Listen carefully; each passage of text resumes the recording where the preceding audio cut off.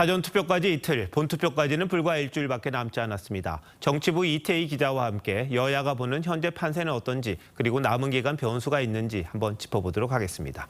자, 이 기자 앞서도 전해드렸는데요. 내일부터 여론조사는 이제 공표할 수가 없잖아요. 내일부터 하는 거는요.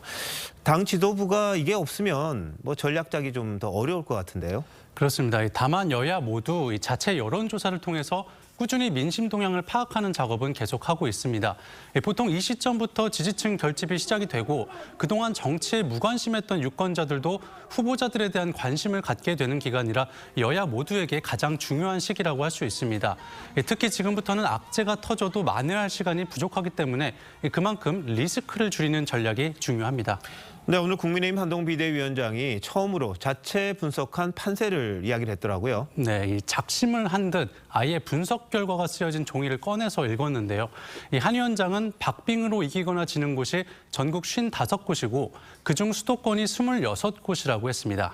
자, 그런데 그동안 국민의힘이 어렵다 이런 말은 참 많이 했어요. 그런데 한동훈 위원장이 이렇게 구체적인 숫자까지 언급하면서 말한 이유가 있을 것 같은데요. 이 지금의 위기 상황을 다시 각인시키면서도 조금만 더 표가 모이면 승리할 수 있다는 이 기회가 남아있다는 것을 강조하려는 취지로 보입니다.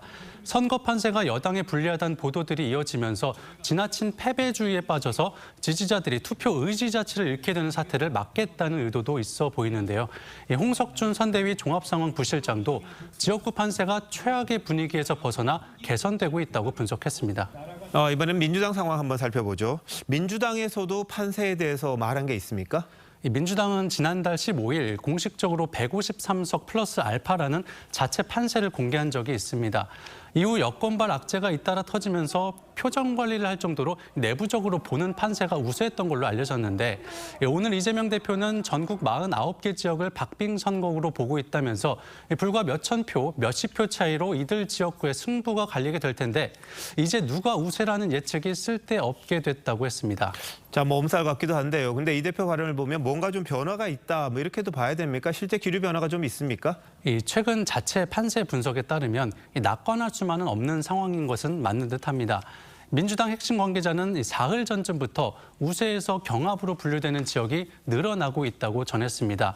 무엇보다 편법 대출 문제가 불거진 양문석 후보, 또 막말 파문이 이어지고 있는 김준혁 후보 관련 논란이 커지면서 수도권, 특히 중도층 여론에 영향을 미치는 걸로 보고 있습니다. 민주당에서는 특히 김준혁 후보 관련 논란의 휘발성에 예의주시하고 있는데요.